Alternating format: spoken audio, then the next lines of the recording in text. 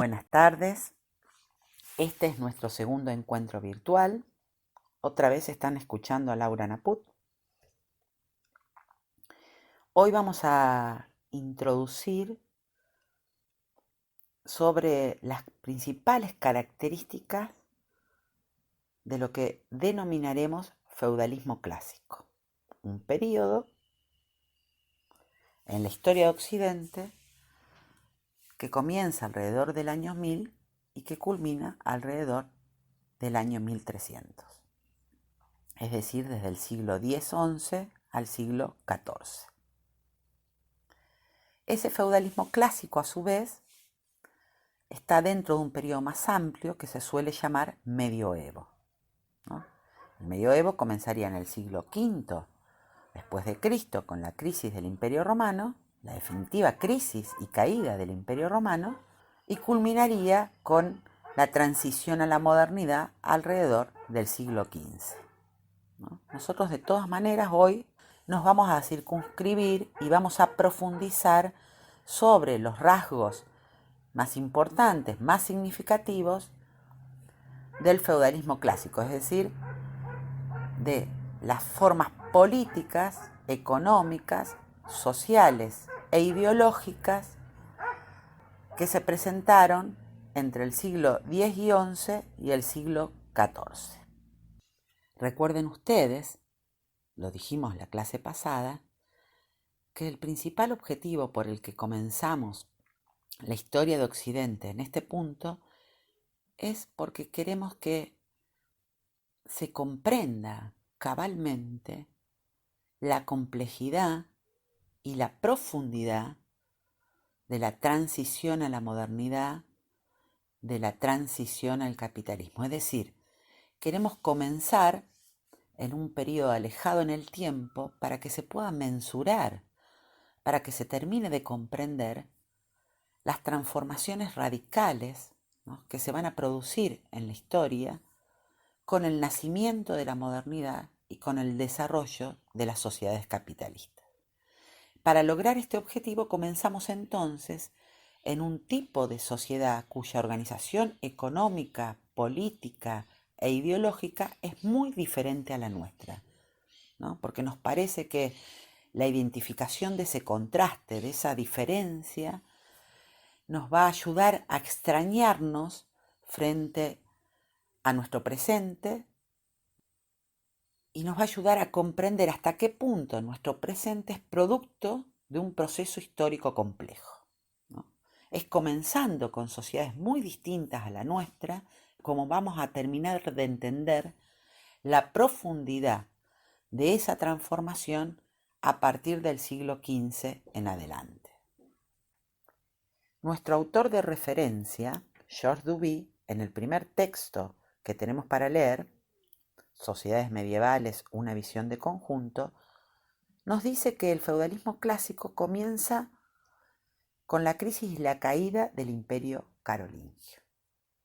El Imperio Carolingio, que se termina de formar alrededor del siglo IX, va a ser un imperio que se autoproclama heredero del viejo Imperio Romano de Occidente y que va a lograr unificar políticamente el espacio europeo, dejando fuera quizá lo que hoy conocemos como España y Portugal,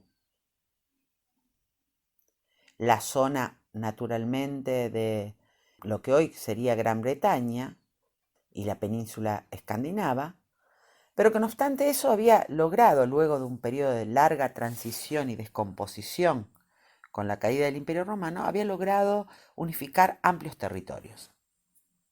Con la caída de este imperio, a partir de la muerte de Carlomagno, dice Duby, empezamos a identificar lo que él va a llamar las tres dimensiones o los tres subsistemas del feudalismo clásico.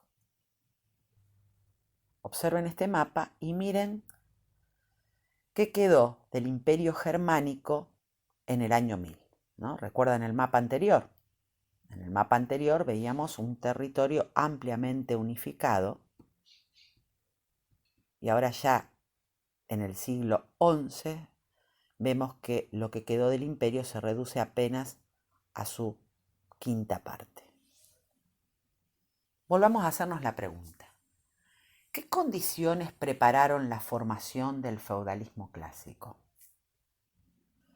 Por un lado, la crisis del poder real, la crisis de las monarquías, de las grandes monarquías, que empiezan a mostrar signos de debilidad frente a las nuevas invasiones. Fundamentalmente de dos orígenes. Por un lado, las invasiones de los pueblos vikingos y por otro lado, las invasiones de los pueblos normandos. Frente a esas invasiones, se demostró en dónde estaba el verdadero poder. Es decir, quiénes eran los que defendían las fronteras del imperio. ¿Era acaso el monarca? ¿No? ¿O era esa nobleza guerrera que en los ducados, en los condados, ¿no?, defendía a la cristiandad frente a los invasores? Lo que queda claro con estas nuevas invasiones es que el poder real ya no está en la figura de los monarcas, sino en la figura de esa nobleza guerrera que antes gobernaba por delegación en nombre del emperador, pero que ahora lo hace por sí sola, es decir, se basta a sí mismo para defender las fronteras de su jurisdicción.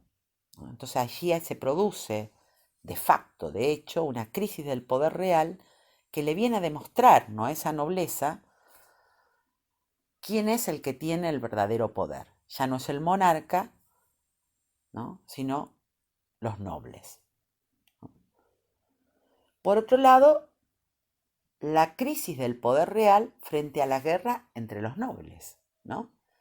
Cuando la figura del monarca se deslegitima fundamentalmente a partir de la muerte de Carlomagno, ¿no?, esa nobleza empieza a acaparar poder o a perderlo por medio de la guerra, ¿no? Es decir, quien tiene los mayores ejércitos es quien tiene la capacidad de conquistar nuevos territorios, consolidando su poder.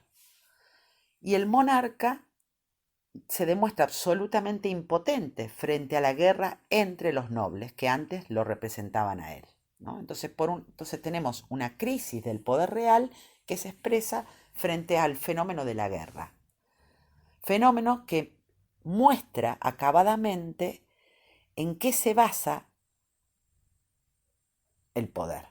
Se basa en el control de ejércitos, ¿no?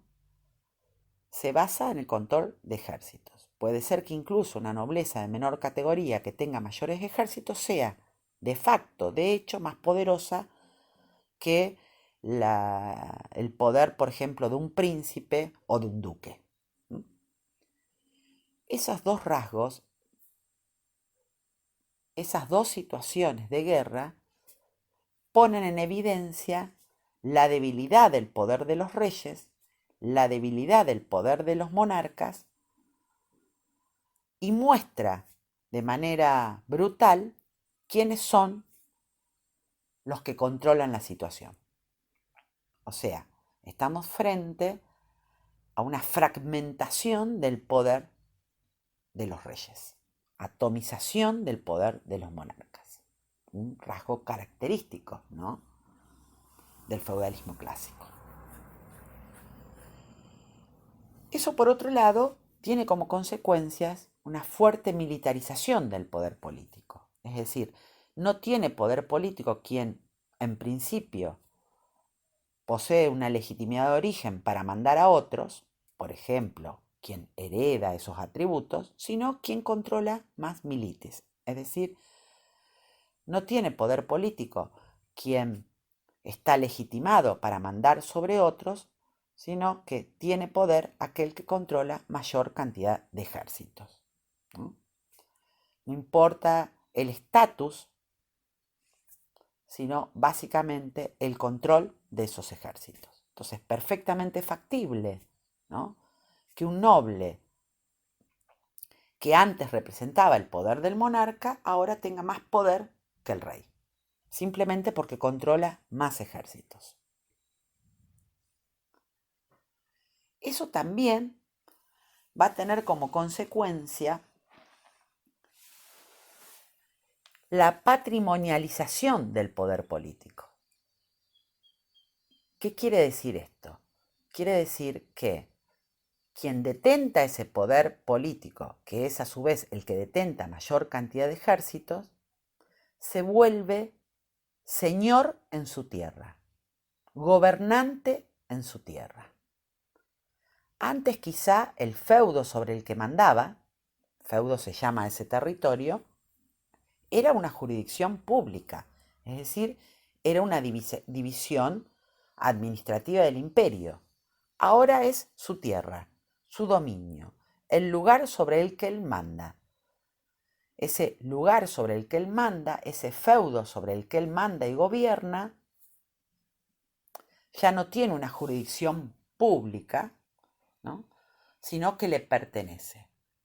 Y le pertenece no porque tenga un título de propiedad, sino porque él efectivamente manda sobre ese territorio, ¿eh?, con los ejércitos que detenta. Todas estas condiciones, dice Duby, traman la consolidación del feudalismo en sus tres dimensiones.